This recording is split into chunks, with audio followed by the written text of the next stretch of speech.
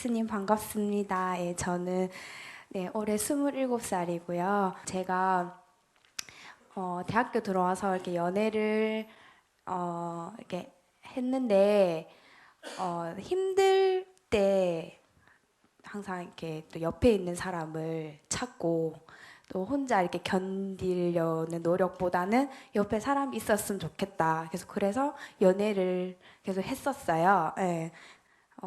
근데 지금 계속 되돌아보면 내가 힘들 때 계속 옆에 기댈 사람을 계속 찾는 거 아닌가. 지금도 연애를 하고 있는데 제 자신을 그런 제 자신을 바꾸기 위해서 이제 더 이상 기대지 말아야겠다. 좀 내가 내 스스로 서려고 노력해야겠다 하면서 계속 지금 노력을 하고 있는데 그래서 또 연애를 하면서도 제 스스로 내가 또 힘들어서 이런 거 아닌가. 네, 그리고 계속 반복이 되는 것 같아서 제 스스로도 옆에 사람이 없어도 되게 혼자 이렇게 잘 살고 싶은데 예, 어떻게 해야 될지 예수님께 조언을 구하고 싶습니다. 인간은 반쪽이라 그러지 않습니까? 그죠? 그래서 결혼을 해야 뭐가 된다? 반쪽이 두 개 합해져서 온쪽이 된다. 그렇게 말하잖아요. 근데 이 반쪽하고 이 반쪽을 두 개 합하면 가운데 금이 있죠. 그죠? 그래서 모양은 온쪽같이 보여도 영원히 반쪽입니다. 그러다 이 한쪽이 떨어져 나가면 다시 또 뭐가 된다? 반쪽이 되죠. 그래서 이렇게 완전한 행복에 이룰 수가 없다. 완전한 자유에 이룰 수 없다. 그러니까 상대 없이 내가 완전해야 됩니다. 그래 다시 말하면 온달이 돼야 된다 이 말이야. 그래서 상대 온달하고 두 개가 이렇게 합해지면 겹쳐져서 어때요? 가운데 금이 없는 뭐가 된다? 하나가 되는 거예요. 그러다가 하나가 죽든지 없어져도 또 그대로 어때요? 온달이 되는 거예요. 그래서 스스로 써야 됩니다. 스스로 서면 상대가 필요 없느냐? 그렇지 않습니다. 내가 부족해서 상대를 필요로 하기 때문에 자꾸 기대감이 있죠. 그래서 부족해서 상대를 필요로 하면 안 됩니다. 내가 온전한 상태에서 상대와의 관계를 맺어야 된다. 그래야 그 관계에서 상대에게 도움을 주죠. 내가 완전하기 때문에 상대에게 기대는 게 없기 때문에 내가 상대를 이해하게 되고 상대에게 도움을 주는 사람이 된다. 이런 얘기. 그래서 나를 저 사람이 약간 내가 반쪽일 때 나를 약간 도와주기 때문에 내가 기대를 가지고 기대는 그렇게 되면 나중에 살아보면 실망을 하게 되니까 오히려 자신을 또 고통 속에 빠뜨리게 되죠. 그래서 지금처럼 이렇게 내가 힘들 때마다 사람을 찾는 것은 보편심리라 하더라도 그렇게 해서 연애를 하면 우선 내가 힘들 때 나를 옆에서 그래도 좀 도와주고 이렇게 하려면 어떤 사람을 만나기가 쉬우냐? 연령 차이가 나보다 좀 많은 사람을 만날 확률이 매우 높아집니다. 이런 현상 때문에. 그리고 경제적으로 내가 힘들 때 도와주는 것도 연령 차이가 있어야 되잖아. 그죠? 그래야 좀 경제력도 있고. 또 연령 차이가 있으면 좀 아무래도 같이 막 대들고 싸우지는 않잖아. 그죠? 내가 막 이렇게 해도 좀 이렇게 품어줄 수가 있죠. 그러니까 이 연령 차이가 좀 있는 남자, 그런 사람을 이렇게 인연이 될 확률이 높아진다. 반드시 그런 건 아니더라.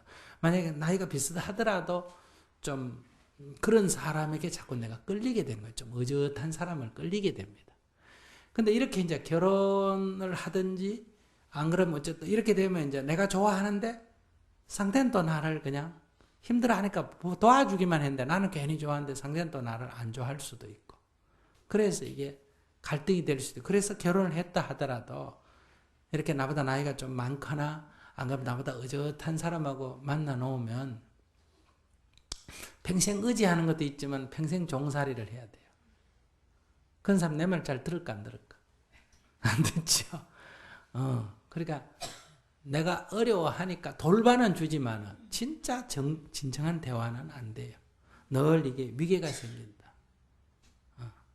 그래서 어릴 때는 보살펴 주는 게 좋아서 사겠지만은 내가 이제 점점 크고 나이 들고 하면 이거 같이 대화를 하고 싶은데 영원히 같이 안 돼요. 그래서 이런 선택을 할 때는 내가 미리 각오를 해야 됩니다. 그래서 항상 남편에게 죽을 때까지 당신이 뭐라 그러든 이해하고 살겠습니다. 남편인 동시에 누구같이 생각한다? 아버지같이 생각한다. 친구이기를 포기해야 됩니다.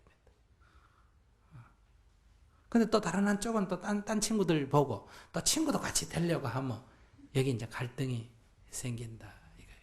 그래서 제일 좋은 거는 내가 정진을 하고 수행을 해서 내가 좀 더 이렇게 남자 없이도 내가 좀 살 수 있는. 그 남자 없이 살 수 있으면 남자를 안 구하지 않겠나 이렇게 생각하는데 그렇지 않습니다.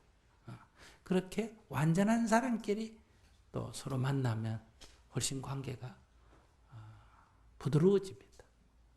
결혼이 서로를 속박하지 않게 된다 이거예요. 근데 지금 우리의 결혼 생활은 서로를 자꾸 속박해요. 그래서 결혼 생활 때문에 하고 싶은 것도 못하고, 결혼 생활 때문에 정의로운 활동도 못하고, 결혼 생활 때문에 수행도 못하고, 결혼 생활 때문에 수련도 못 가고, 이런 일이 생긴단 말이에요. 그러니까 서로가 오히려 나 혼자 있으면 집을 비워놓고 못 가는데 둘이서 하니까 어때? 한 사람 집 빠지고 한 사람 갔다 올 수 있잖아. 그죠? 이게 훨씬 더 자유로울 수 있는 관계인데, 협력 관계니까. 근데 결혼이 서로를 속박한단 말이에요. 그럼 그거는 결혼 생활이 출발이 잘못됐기 때문에 이렇게 한평생 서로 속박받고 사는 거예요. 그래서 중간에 자꾸 또 탈출하고 싶은 거예요. 집을 뛰쳐나가고 싶어 한단 말이에요. 그러니까 지금 외로워서 만나면 이제 같이 살면 이게 아까 속박이 되니까 뭘 느끼니까 귀찮게 느껴지는 거예요. 그래서 헤어지고 싶다. 그래서 같이 사는 게 귀찮아서 헤어지면 다시 또 외로워지는 거예요. 그럼 또 사람을 찾게 되고 또 찾아가 살면 또 귀찮아지고 그래서 이게 방황한다는 거예요. 그래서 그런 성질을 알아야 돼. 우리 마음이 그렇게 작용한다. 이건 잘했다 잘못했다가 아니라 그렇게 작용하는 성질을 알고 대응하면 된다. 말씀해 주신 대로 이렇게 나 자신이 그러니까 옆에 아무도 없어도 정말 있든 없든 내 스스로 행복해져야 된다라고 생각하면서도 또 기대고 싶은 마음이 있어서 그거를 기대고 싶은 마음이 일어나는 건 내 까름하기 때문에 그건 어쩔 수 없어요. 그러나 기대고 싶은 마음에 사로잡히면 안 된다. 거기 빠지면 안 된다. 기대고 싶은 마음이 일어나는 거는 지금 내가 일어나지 마라 한다고 안 일어나는 거예요. 그건 무의식적으로 마음에서 저절로 일어나기 때문에 그걸 내가 뭐 이래라 저래라 한다고 되는 건 아니에요. 그러나 이런 마음이 일어나거나 그러나 이런 마음을 따라가면 어때요? 결국은 나를 속박하게 된다. 나를 속박하게 된다. 그러니까 그 속박을 그렇게 따라갈 때는 내가 속박을 받을 것을 각오해야 된다 이런 얘기예요. 그거를. 근데 속박을 받으면 또 자유를 또 원한단 말이에요. 그러니까 자꾸 방황하게 되는 거죠. 그러니까 어떤 선택을 할 때 이 선택을 하면 이런 일이 있을 거다는 걸 내가 과보를 받아야 된다는 거예요. 그래서 그 속박받는 게 나빠요? 남편한테 속박받는 건 좋은 일이죠. 그래 뭐 결혼하면 평생 속박받고 살아야지. 이렇게 생각을 해버리면 돼요. 집이라는 것의 성격이 그래요. 집은 안온하게 보살펴주죠. 보호해주죠. 대신 집은 뭐예요? 감옥 아니에요. 그죠? 고향도 그래요. 보호해주는 대신에 뭐다? 감옥이에요. 부모라는 것도 뭐예요? 보살펴주는 대신에 잔소리꾼 아닙니까? 그죠? 감옥이에요. 그 두 가지 성격을 갖고 있는 거예요. 그래서 감옥이 싫어서 집을 뛰쳐나갔다. 그럼 나그네잖아. 외롭잖아. 그죠? 그럼 또 고향을 찾아오는 거예요. 고향에 오면 또 온갖 사람 집에 오면 부모, 형제, 일가, 친척, 동네 사람 눈 살펴야 되잖아요. 그럼 뭐 눈치 보고 살아야 되잖아. 그럼 또 뛰쳐나가죠. 뛰쳐나가면 또 외롭죠. 나그네니까. 그럼 또 돌아오고. 이게 이제 우리 인생의 방황이란 말이에요. 이게 혼자 있으면 외롭고 둘이 있으면 귀찮고. 이래도 문제고 저래도 문제예요. 그러니까 혼자 있어도 외롭지 않아야 하고 둘이 있어도 귀찮지 않아야 하는데 온전한 틀이 되면 혼자 있어도 외롭지 않고 둘이 있어도 귀찮지가 않게 된다. 왜 둘이 있으면 귀찮지 않게 되나? 상대에게 바라는 게 없으니까 귀찮을 일이 없잖아요. 혼자 있어도 외롭지 않는 거는 뭐 누구한테 바랄 거 없이 역시 혼자 있어도 뭐 부족함이 없다 이런 얘기. 아, 그러면 앞으로 혼자 있으면 부족함이 없으니까 혼자 살면 됩니까? 혼자 살아도 되고 같이 살아도 되고, 그러니까 선택이 자유롭다는 거예요. 근데 혼자 살거나 같이 살거나 둘 중에 하나를 해야 되는 거. 중간수. 그 다음 하수는 혼자도 못 살고 둘이도 못 사는 사람. 이 대다수 사람이에요. 그래서 현재는 자기는 기대는 성격이 있다면 내가 약간 속박을 받는 것을 내가 자초한다. 이대로 따라가면. 그래서 그 까르마대로 살든지, 그렇지 않으면 내가 외로울 때일수록 사람을 만나서 문제를 해결하지 말고 내 스스로, 이 외로움이라는 게 어디서부터 오느냐. 결국 내가 마음을 닫을 때 외로워집니다. 내가 내 마음을 닫을 때 외로워지는 거예요. 그건 사람이 없어서 외로워지는 게 아니에요. 그러니까 그걸 알아차려서 스스로 외로움에서 벗어나 버리면 외롭기 때문에 사람을 구하는 건 아니라는 거예요. 내가 돈이 없어서 돈 있는 남자를 구하고, 내가 외로워서 위로해 줄 사람을 구하고, 이건 어쨌든 내 이기심 아닙니까? 그죠? 이기적으로 만나면 반드시 뭐다? 과보를 받게 돼요. 어쩌면 이게 인생살인지도 모르죠. 그럼 과보를 각오해야 되는데 그 과보가 따르는 줄 모른다는 거예요. 그러면 이제 여기 복잡해. 내가 상대가 이러저러 따져서 좋아서 결혼을 해서 뭐 상대도, 내가 상대를 보는 만큼 상대도 나를 볼까 안 볼까요? 보겠죠.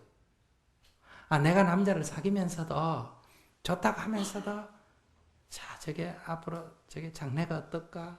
저게 건강은 어떨까? 저게 나만 볼까? 이런 거 자꾸 속으로 좀 이렇게 헤아려야 안 헤아려요? 그러면 상대도 그걸 헤아릴까 안 헤아릴까? 헤아리겠죠. 당연히. 내 기대가 있으면 상대도 기대가 있는 거예요. 그런데 이제 막상 결혼해가 살아보면 내 기대가 무너지듯이 상대 기대도 무너지는 거예요. 한쪽만 그런 게 아니에요. 양쪽이 다 그래요.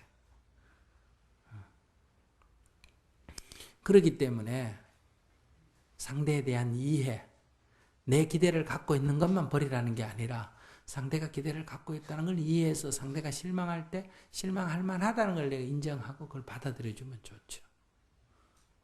또 내가 상대에 대해서 실망할 때 이게 상대 문제가 아니라 내 기대가 높았다는 것을 내가 어느 정도 자각하게 되면 문제를 해결하기 쉽겠지. 조금 정진을 하면 좋겠는데. 뭐 좋은 남편 만나게 해주세요. 이런 기도를 하라는 게 아니라 이 자기 정진을 해 나가면 이렇게 스스로 쓰는 힘이 생기죠. 교수님 감사합니다.